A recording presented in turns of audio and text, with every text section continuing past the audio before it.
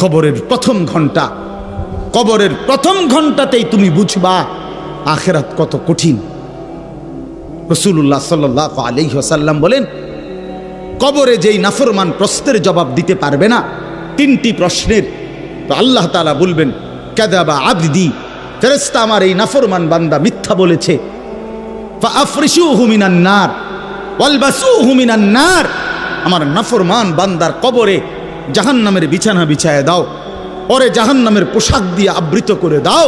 ওয়াফতাহু লাহু বাবান ইলান নার, জাহান্নাম বরাবর তার কবর থেকে দরজা খুলে দাও, কবর খুলে দাও।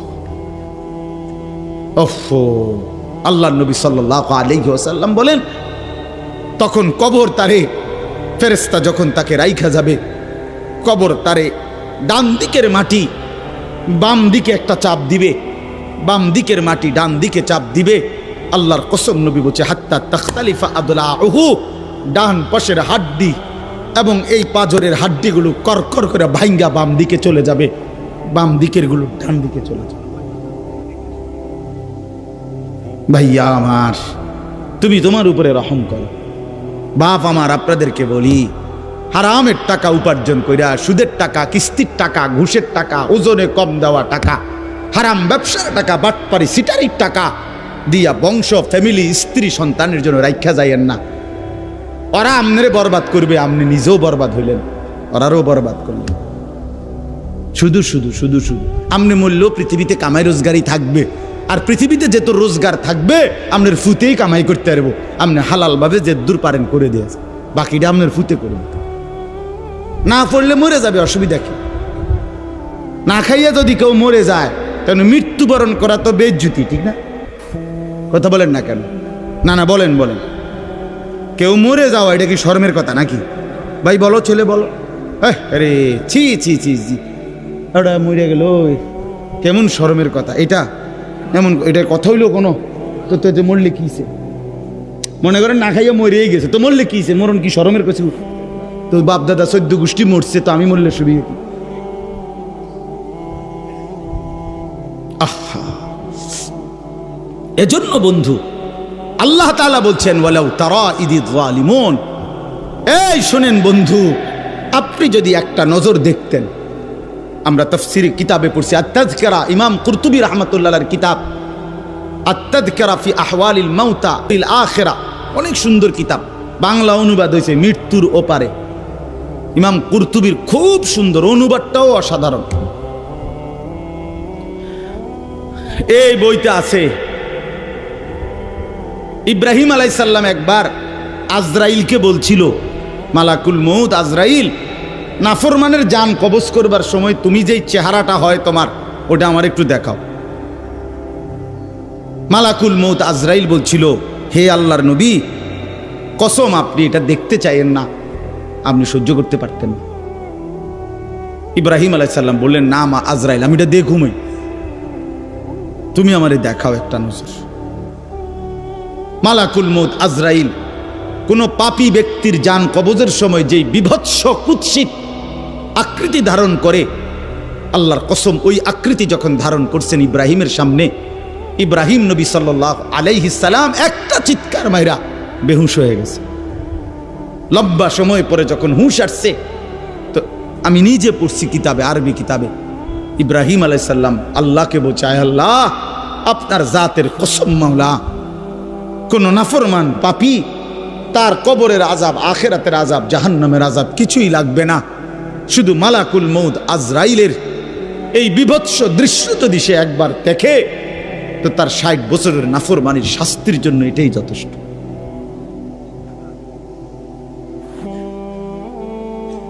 হ্যাঁ, আখরিজু আনফুসাকুম,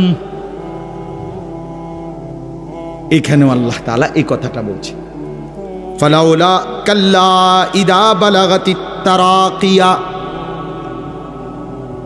আল্লাহ তাআলা বলেন, কখনোই না বান্দা, অর্থাৎ কোনোভাবেই থামাইতে পারবে না, ইদা বালাগাতিত তারাকিয়া, প্রাণ যখন, রূহ যখন কলিজা থেকে ছিঁড়ে ফেরেশতা মালাকুল মউত টান মারবে, যখন কণ্ঠনালীতে পৌঁছে যাবে, তখন আর কোনো নাফরমান কোনো তওবা, কোনো ইস্তিগফার, কোনো চিৎকার, কোনো ঝাড়, কোনো ফুক, কোনো ডাক্তার, কোনো কবিরাজ, কোনো বৈদ্য, কোনো কিছু দিয়েই আর নিজেকে ফেরাইতে পারবে না। ইদা বালাগাতিত তারাকিয়া, যখন কণ্ঠনালীর মধ্যে ফেরেশতা টান দিয়ে বের করে ফেলবে রূহ, কলিজা থেকে, কলব থেকে রূহকে টেনে ধরবে, যখন কণ্ঠনালীতে চলে আসবে, ওয়াকিলা মান রাক, আশপাশের সকলেই তখন বলবে এই ব্যক্তি যে ছটফট করতেছে তারে এখন কোন কবিরাজ দিয়া ঝাড়াবে। সবাই ডাক্তার, কবিরাজ, বৈদ্য, ওজা খুঁজবে, দেখো না কার কে পরিচিত আছে, ডাকো, আরে বাঁচাইবার চেষ্টা করো। ওয়ান্না আন্নাহুল ফিরাক, আল্লাহ বলে কিন্তু ওই ব্যক্তি ঠিকই বুঝে ফেলেছে আজকে তাকে নিশ্চিত এই পৃথিবী থেকে বিচ্ছিন্ন হতে হবে। আত্মীয় স্বজন তারা যদিও ডাক্তার কবিরাজের জন্য চিল্লাচিল্লি করছে, কিন্তু লোকটা নিজেই বুঝে ফেলবে আন্নাহুল ফিরাক, তাকে এখন এই দুনিয়ার মায়া থেকে বিচ্ছিন্ন হইতেই হবে। কারণ মালাকুল মউত তো রূহটা ছিঁড়া ফেলছে, কলিজা থেকে টান দিয়া ফেলছে, আর তো ফেরত যাবে না, আর তো ফেরত যাবে না। ইন্নাল্লাহা ইয়াকবালু তাওবাতাল আবদি মা লাম ইউগারগির, নবী সাল্লাল্লাহু আলাইহি ওয়াসাল্লাম বলেন নিশ্চয়ই আল্লাহ তাআলা বান্দার তওবা কবুল করেন যতক্ষণ পর্যন্ত না মৃত্যুর গড়গড়া শুরু হয়, ওর আগ পর্যন্ত। ফেরেশতা টান দিলে মৃত্যুর যখন গড়গড়া শুরু হয় তখন যদি কোনো বান্দা তওবা করে আল্লাহ তাআলা সেই তওবা কবুল করে না। এবারে দম টানে, একেবারে সোজা হইয়া গেছে। এই সময় হুজুর আনছে 200 টাকা দিয়া, হুজুর আব্বারে গুদ্দুর বেহেশত বুঝ কইরা দেন, তওবা ভরাইয়া দেন, তওবা। এই সারা জিন্দিগির সিটারি বাটফারির তওবাটা এই 200 টাকা দিয়া আব্বারে মিল কইরা দেন। হ্যাঁ, বেহেশত দিয়া দিব। বেহেশত হুজুরের আব্বার সম্পত্তি। হ্যাঁ, কথা বলেন না কেন? বেহেশত হুজুরের বাপের সম্পত্তি। এটা তো এটা কি ধরনের তওবা, কিসের তওবা এটা? এই ব্যাটার তো কোনো এহসাসে নাই। আরে বোঝেন নাই আমার কথা? তার তো কোনো অনুভূতিই নাই, হে তো লড়েও না, বুঝেও না, হে তো জানে না কিসের করছে, কি করতেছে। আল্লাহ তাআলা বলছে ওয়াল্লাযীনা ইযা ফাআলু ফাহিশাতান আও যালামু আনফুসাহুম যাকারুল্লাহ ফাস্তাগফারু লিযুনুবিহিম।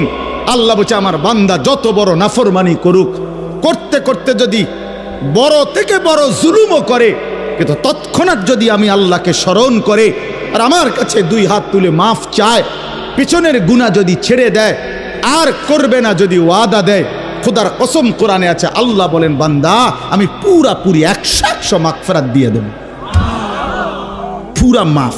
উলাইকা জাযাউহুম মাগফিরাতুম মির রাব্বিহিম।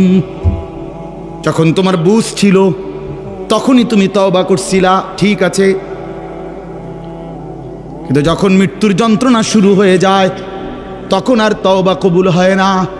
ওয়ালাইসাতিত তাওবাতু লিল্লাযীনা ইয়ামালুনাস সাইয়্যাত হাত্তা ইযা জাআ আহাদাহুমুল মাউতু ক্বালা ইন্নী তুবতুল আন। এই যে কোরআন শরীফের আয়াত, আল্লাহ বলেন ওই ব্যক্তির তওবা নয়, পুরা জিন্দেগি নাফরমানি করেছিল, অতঃপর যখন মৃত্যুর সময় আসলো আজরাইল উপস্থিত হলো, এখন বলতেছে আমি আল্লাহ এখন তওবা করলাম। আল্লাহ বলে না বান্দা, এমন তওবা হবে না। তাইলে তওবা করবেন কখন? এখন। কখন বাবা? এখন। আজ দিমাগ আছে যখন, আকল আছে যখন, বুঝ আছে যখন। আল্লাহ আমাদেরকে বুঝার তৌফিক দান করেন। ওয়ালতাফাতিস সাকু বিসাক, আল্লাহ বলেন নাফরমান তখন ভয়ে আর আতঙ্কে মালাকুল মউতটাকে টেনে বের করছে। আজরাইল এসে সামনে দাঁড়ানোর সাথে সাথে নাফরমান এই পরিমাণ ভয় পেয়ে গেছে।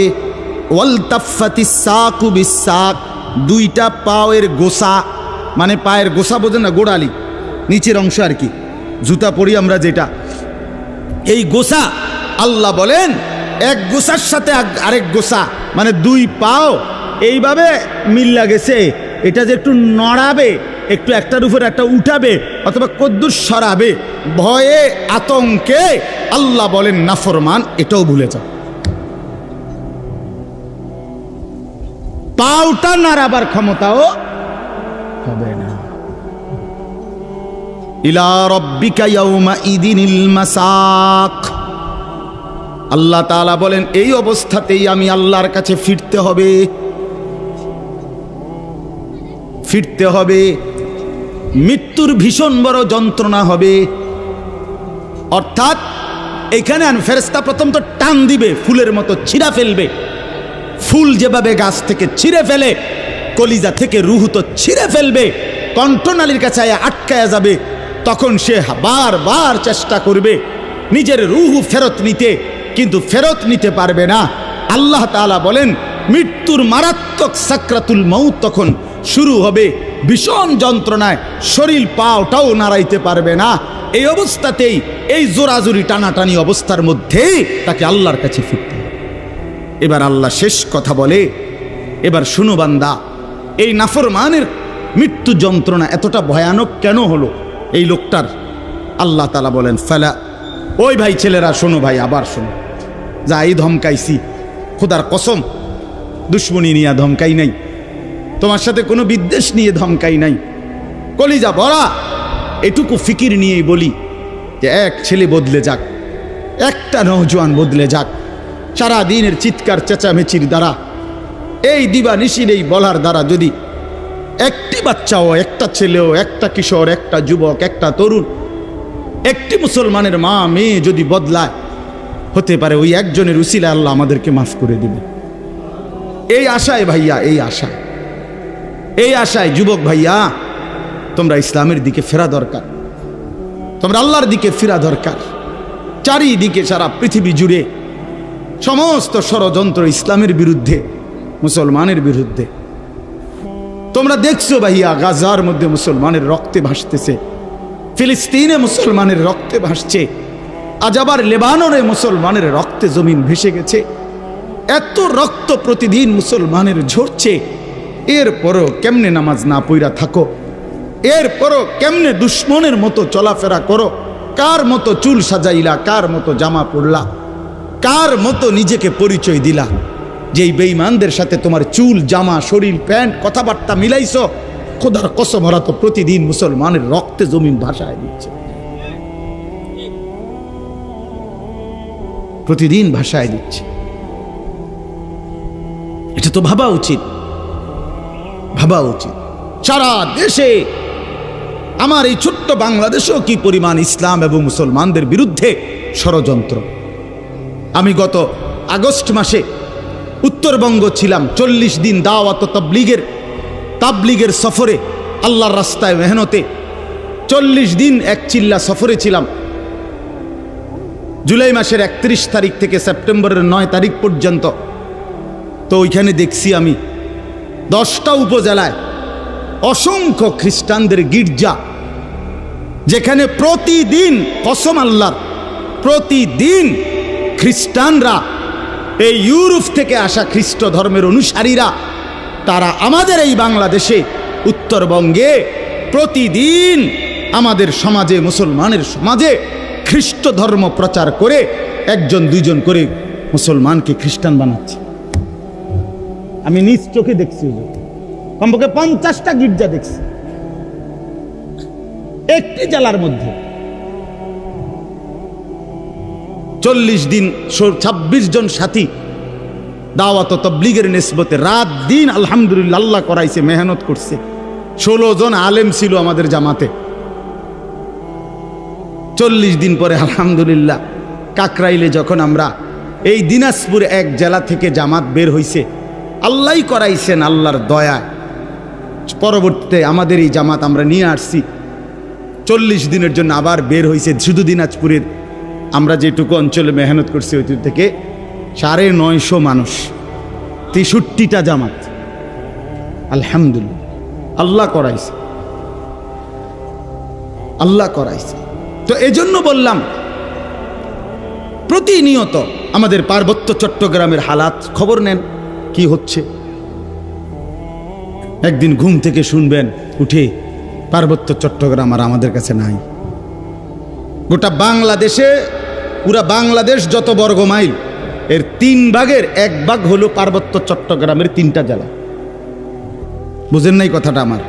সারা বাংলাদেশের আয়তন যে দূর, এটা যদি 3 ভাগ করে, শুধু 3 জেলা রাঙ্গামাটি, খাগড়াছড়ি, বান্দরবন, পার্বত্য চট্টগ্রামের এই 3 জেলাই 1/3 বাংলাদেশে। বুঝেন হিসাব? হ্যাঁ, পুরা উত্তরবঙ্গ প্রতিদিন কাফের কাদিয়ানি, প্রত্যেক দিন তারা মুসলমানদেরকে কাদিয়ানিতে বানানোর জন্য তাদের কার্যক্রম করছে, অসংখ্য মানুষ।